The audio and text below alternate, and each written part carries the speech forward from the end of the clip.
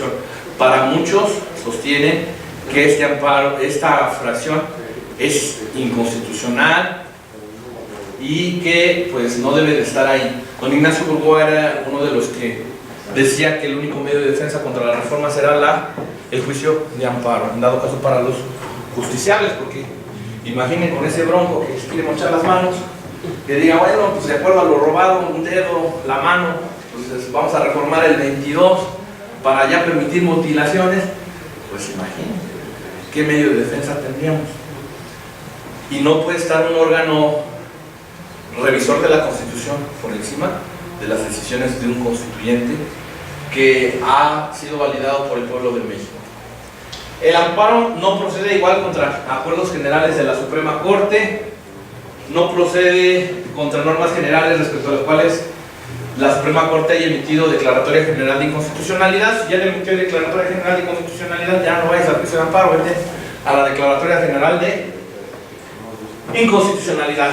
El amparo es improcedente por litispendencia, cuando se actualiza la figura de cosa juzgada, por falta de interés jurídico o legítimo, decíamos el interés simple, no nos faculta acudir al juicio de amparo. Si son asuntos jurisdiccionales, debemos de seguir con el interés jurídico tradicional. El amparo no procede por consentimiento expreso. Ojo, en materia fiscal se pueden hacer pagos que obliga una ley que estimamos inconstitucional y no se van a manejar como consentidas. Hay jurisprudencia al respecto. El amparo no procede cuando se consiente tácitamente una norma de observancia general.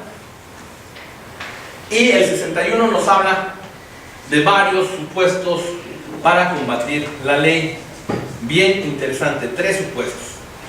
A partir de que entre en vigor, si es una norma autoaplicativa, tengo 30 días, pero puedo esperarme a su primer acto de aplicación y combatirla en amparo, o agotar los medios de defensa ordinaria contra el acto concreto de aplicación, y será hasta el amparo directo cuando haga los planteamientos de inconstitucionalidad, tratándose del tema de telecomunicaciones hasta el final del proceso, amparo indirecto por una interpretación conforme. ¿Sale, vale?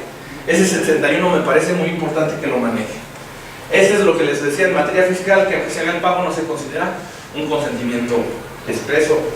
En el tema de extradiciones, a mí me pareció interesante esta tesis que rompe un poquito esta regla del que acabamos de ver. Si al impugnarse en amparo la resolución que pone fin al procedimiento relativo se contraorientan disposiciones de observancia general que fueron aplicadas tanto en esta determinación como en la que tuvo por admitir la respectiva petición formal, debe estimarse que el juicio de garantía resulta improcedente. Si voy a impugnar el tratado internacional en un procedimiento de extradición, será desde el primer acto de aplicación, porque si me quiero esperar al final, me van a aplicar esta tesis, me van a decir, lástima, tu amparo es improcedente contra el tratado internacional. Les decía, hay verdades, mentiras, y la jurisprudencia, como dice bien mi amigo Jorge Raúl García Sosa. No sabemos si es mentira o verdad, pero lo tenemos que aplicar. No procede el amparo cuando habiéndose impugnado el acto concreto de aplicación de la norma a través del recurso ordinario, se viola el principio de definitividad. Cuando dejan de surtir los efectos del acto, entonces se derogó la ley, ya el amparo es improcedente. Estas son otras tesis que a mí me parecen importantes. El sobreseimiento, creo que son las mismas reglas que aplican para todos los casos. Aquí viene la competencia que les hablaba para conocer el amparo contra normas de observancia general. Eso ya lo vimos de manera muy rápida. Ese es el Acuerdo General 9/2015 que tenemos que observar para cuando en amparo directo, en revisión, se va a entender que se va a fijar un criterio de importancia y trascendencia. Ese acuerdo yo les recomiendo que cuando hagan una revisión en amparo directo, no hagan alusión a jurisprudencia, porque debe ser un tema novedoso. Hace poquito me pidieron una revisión en amparo directo en un asunto penal y estábamos pidiendo ahí una interpretación al principio de presunción de inocencia. Solamente hay 3 jurisprudencias en el tema de presunción de inocencia, y un abogado amigo de mi cliente según mejoró el amparo y le puso mucha jurisprudencia. Y le digo, oye, pues Si se confunden, van a decir que ya el tema está resuelto por jurisprudencia y que ya no es de importancia y trascendencia, porque se trata de un tema novedoso donde vas a dar un nuevo criterio. En un recurso de revisión de amparo directo considero que jurisprudencia no se debe de emitir, al contrario, se debe aludir que no hay jurisprudencia para que surta ese supuesto de importancia y trascendencia conforme al Acuerdo General 9 de 2015, perdón. Bueno,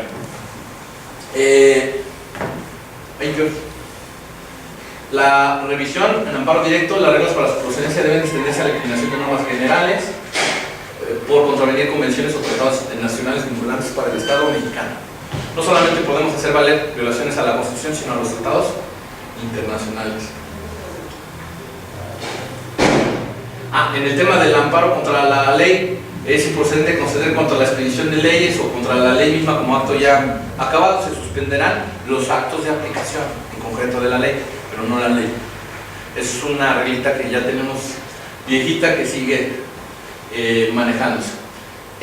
Tópicos relevantes en el amparo contra normas de observancia general. Se dice en la ley de amparo que el amparo es improcedente contra las reformas a la Constitución. Pero ¿qué pasa cuando esas reformas a la Constitución no se ciñeron? Nuestra Constitución es una Constitución rígida. Tiene que observar un proceso especial distinto al ordinario para la modificación o reforma a la Constitución. ¿Y qué pasa si se violentó ese procedimiento de reformas a la Constitución? Eso no es Constitución. Entonces el amparo sí puede promoverse contra esas pretendidas reformas que se estiman que pueden ser inconstitucionales. Y esta tesis nos lo corrobora, y es una tesis viejita pero muy interesante. La ley de amparo. La ley de amparo solamente se puede impugnar a través del amparo, por ejemplo en los tipos penales. No sé si se acuerdan cuando Andrés Manuel, bueno, no me gusta tocar política, pero Pegemán violentó una suspensión.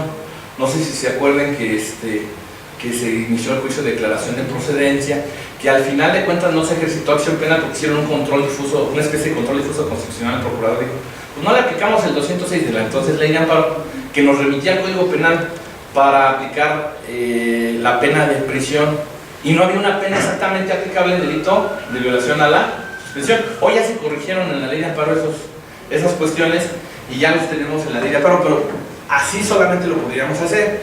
Las reglas son que la ley de amparo, en el juicio de amparo, lo podemos combatir a través de los recursos, pero como un control de convencionalidad ex oficio o como un control de constitucionalidad ex oficio. Perdón, no difuso, porque aquí sí hay concentrado. En materia penal, a mí me encanta mucho manejar el amparo contra normas de observancia general, porque las leyes penales, si bien no deben ser un diccionario, sí deben tener cierta exactitud basada en la garantía de exacta aplicación de la ley penal, también conocido como principio de taxatividad de la norma.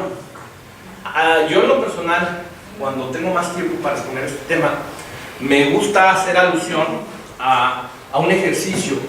Manejamos los tipos penales y vemos cuántas conductas se pueden desprender. Les pongo un ejemplo rápido.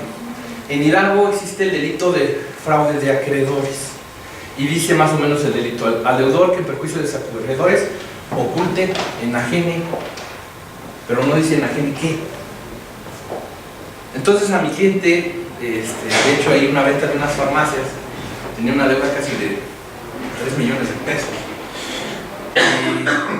Y bueno, cuando voy con los abogados, que le habían dictado su auto de formal prisión por el delito de fraude de acreedores, que había hecho la venta para evadir el pago, pues me pedían una cantidad, pero hasta la risa.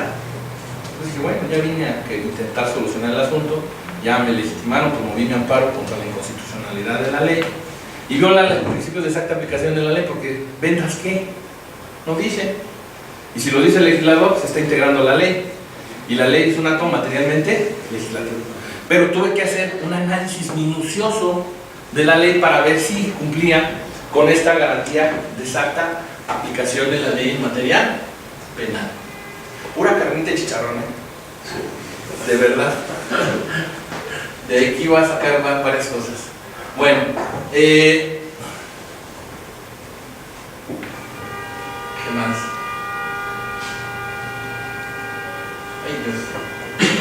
Ahí viene el principio de taxatividad, que es un tema que a mí me parece muy importante para aquellos que les gusta la materia penal, pues que lo manejen, porque luego por ahí podemos hacer magia en esos temas. Hay muchos planteamientos. Las normas penales en blanco, por ejemplo, son inconstitucionales. Yo llevé un asunto en la corte, a un cliente lo habían acusado de vulnerar la ley de bienes nacionales porque había construido en el río un edificio a las faldas del río, y la cuestión era que decían que estaba dentro de la zona federal y medían, conforme al reglamento, a partir del hombro del río 10 metros. Y yo decía, no, pues el reglamento no me lo puedes aplicar porque no tiene el carácter de ley. Y en la corte ganamos 3-2. Se puso muy interesante el asunto.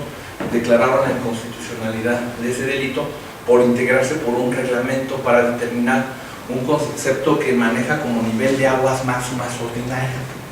Y bueno, hay muchos asuntos por allá en mi tierra, pero muy interesantes, porque casi todos han construido en el río, y ahorita que están con las obras del río Tulano, hombre, se va a poner esto muy bueno, pura carnita y chicharrones estoy pasando.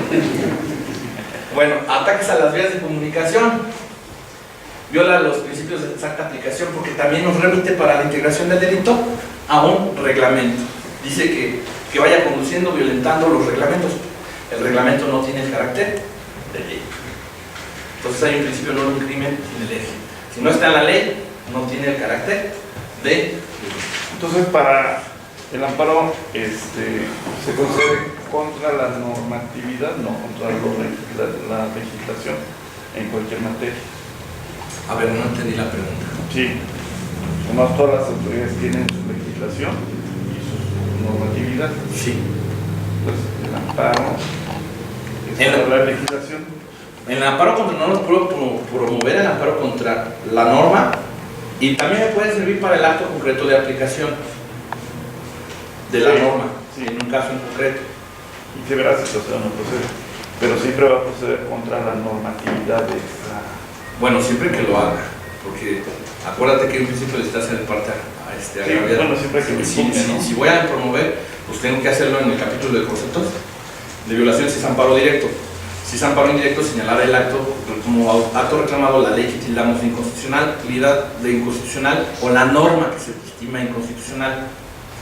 ¿Sí me explicó? O sea, sí, también la normativa. Sí, en amparo indirecto.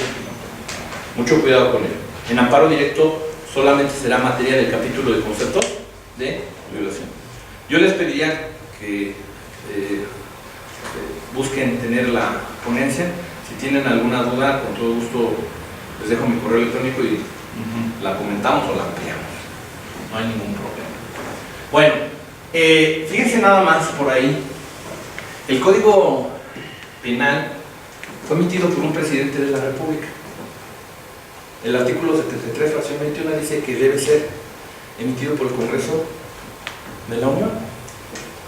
Ya la Corte se pronunció, hizo una interpretación elástica y salvó la constitucionalidad del Código Penal. Estas tesis aluden precisamente a esa interpretación. Pero no solamente el Código Penal, el Código de Procedimientos Penales Federales antiguo también fue hecho por un presidente de la República. El Código de Comercio es de Porfirio Díaz. El 73 dice que debe ser una facultad del Congreso de la Unión, y lo tenemos. Hemos tenido ahí pues unas reminiscencias de lo que hemos llamado el presidencialismo mexicano. Hoy también en el amparo podemos combatir a través del interés legítimo las omisiones legislativas. No solamente las omisiones legislativas, las omisiones reglamentarias. Por ejemplo, en Hidalgo no tenemos una ley de responsabilidad patrimonial del Estado.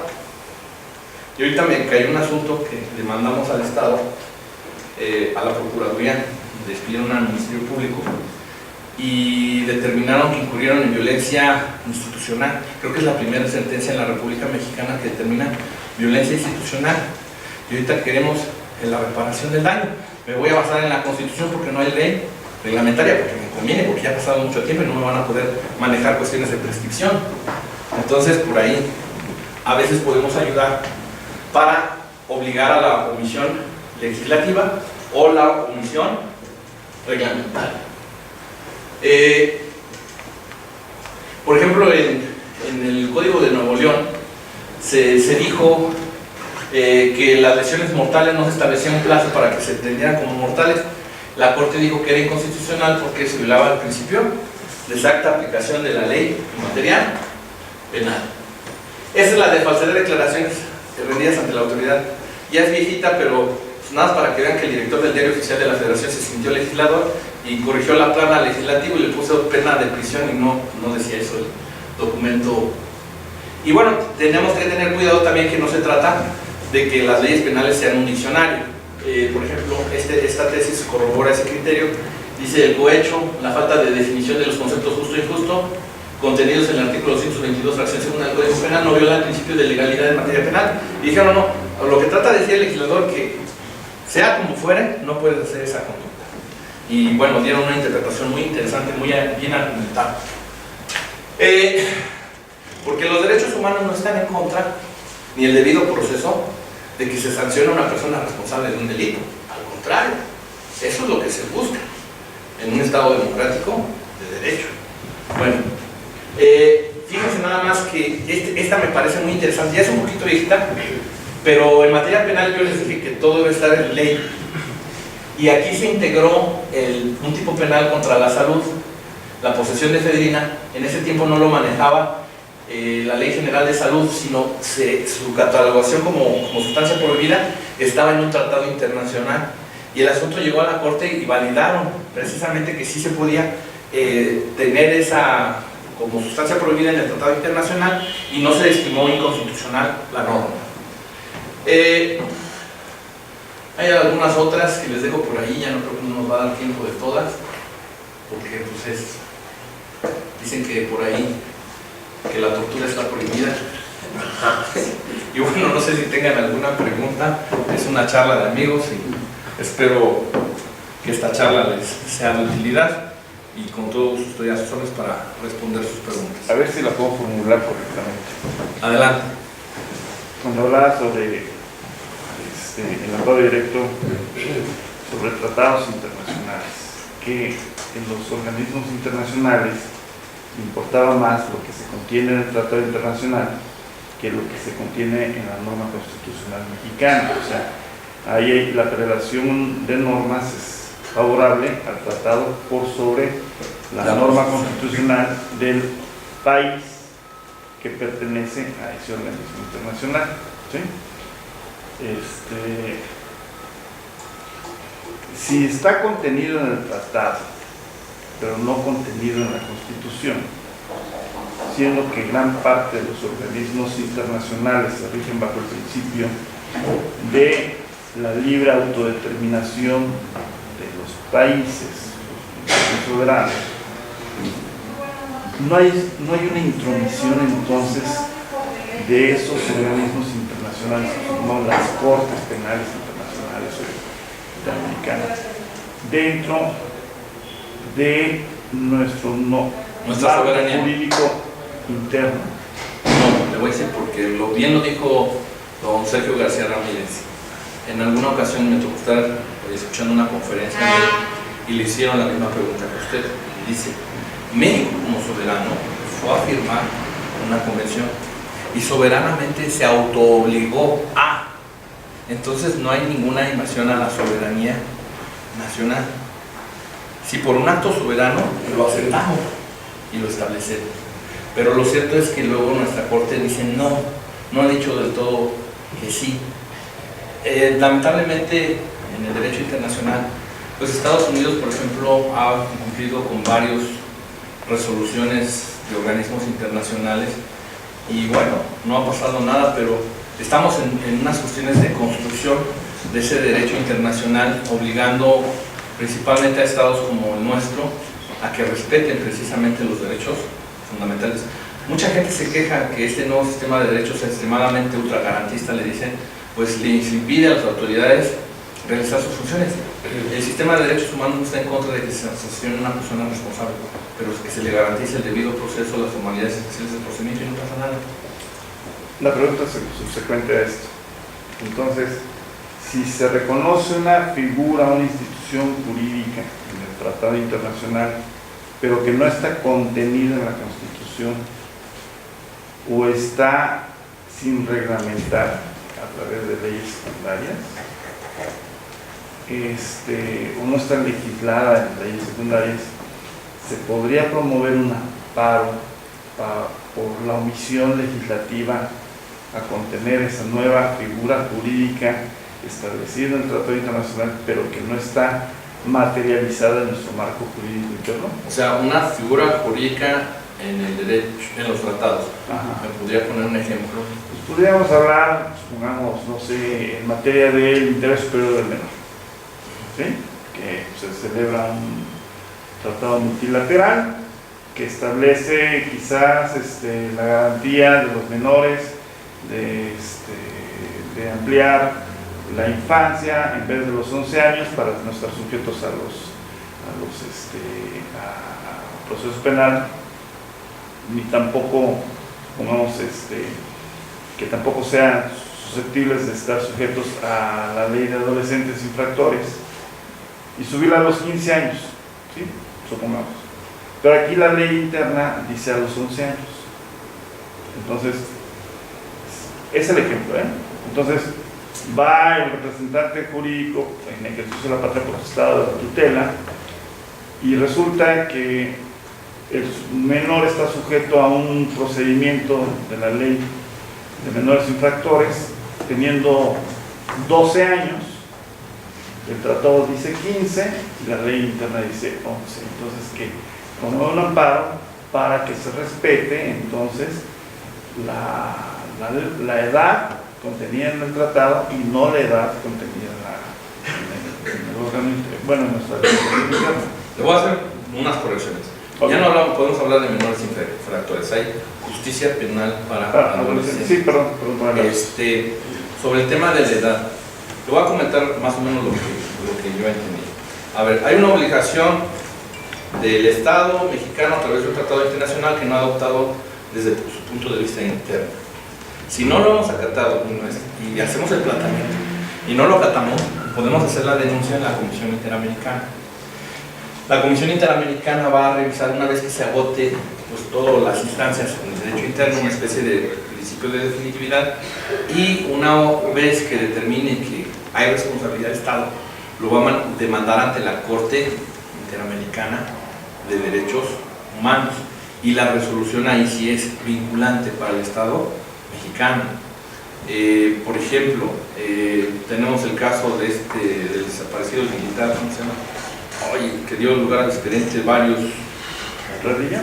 En el caso Radilla, por ejemplo, desapareció en el 74 y apenas hasta hace poco pues, nos enteramos de ese caso, ¿no? Y porque fue un caso donde se juzgó al Poder Judicial de cuestiones de debido proceso, muchos temas más que ahora citamos en nuestros amparos. Y bueno, eso es lo que pasaría si no estamos cumpliendo con nuestros compromisos internacionales. Por eso les cité la Convención de los Tratados Internacionales. O sea, los tenemos que cumplir y eso es lo que no nos está gustando. Entonces sería a través de denuncia ante la Corte, ante los... No, primero a la Comisión. Y no a través de la vía de amparo. No, sí, tiene que agotar todos los medios de defensa internos. Y si no logró obtener el cumplimiento de ese compromiso, puede ir a la Comisión Interamericana. Ok, muchas gracias. Sí. ¿Alguna otra pregunta? Nuestro buen amigo Edgar Santos Neri. ¿Dudas, comentarios? Bueno, y voy a pedir que a nuestro expresidente de la Asociación de Abogados, a nuestro amigo Eduardo Villarreal, por favor, que pueda pasar al frente para que, primero, una gran amistad, digo, aquí ya empezó a hablar de Monterrey, ¿no? Ya como que empezaste tú empezaste ahí sonreír. Él nos hace el privilegio ahorita de estar aquí conviviendo con nosotros como buen criminólogo, aquí, siempre al tanto de las situaciones jurídicas. Y te voy a pedir, digo, es un gran amigo, no pudiste ir, creo, en septiembre a entregar la medalla del Pillo por vocación a nuestro buen amigo, es nuestro delegado en la ciudad de Tula, Hidalgo, aceptó esa distinción de la Asociación de Abogados Litigantes de México y se han establecido buenos nexos. De hecho, la idea es también, él tiene una red de muchos penalistas con los cuales hemos tenido acceso, que ahorita estuvimos en Guadalajara, en la cual pudimos ahí apreciar a grandes personalidades por allá en esa red que tienes. Te felicito, realmente es un esfuerzo y grandes personalidades en este chat.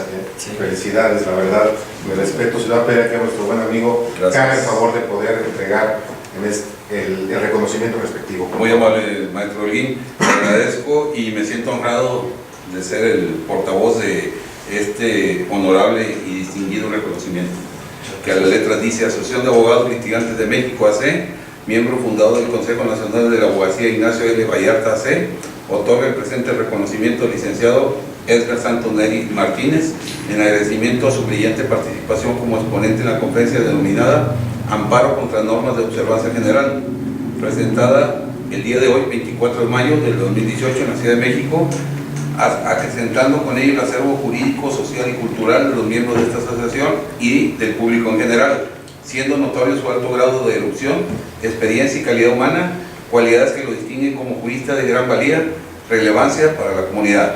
Atentamente, dignificación de la abogacía y litigio por vocación, y lo rubrica el licenciado Héctor Antonio Becerra Orecife, vicepresidente ejecutivo, el presidente maestro José Antonio Holguín Alvarado y vicepresidente académico Gonzalo Loranca Marañón. Enhorabuena, felicidades. Muchas gracias. Muchas gracias. No, espero haber hecho bien. No, al contrario. A los que estén en la... se les va a enviar ¿cómo se llama? Su ponencia, a los que hayan dejado su correo electrónico. Y vamos a proceder a entregar los reconocimientos a los asistentes del día de hoy que previamente registraron que previamente hicieron el registro.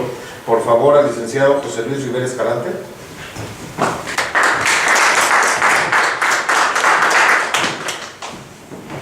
Gracias. Gracias. Licenciado Israel Rivera Trejo.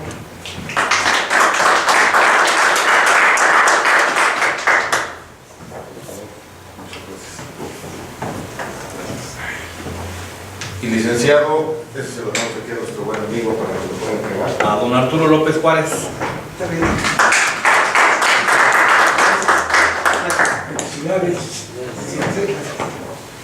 Bueno, y ahora sí, si puede pasar por favor para que nos tomemos la foto grupal y poderla subir a las redes sociales.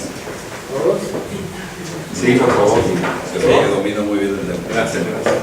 Y Gracias.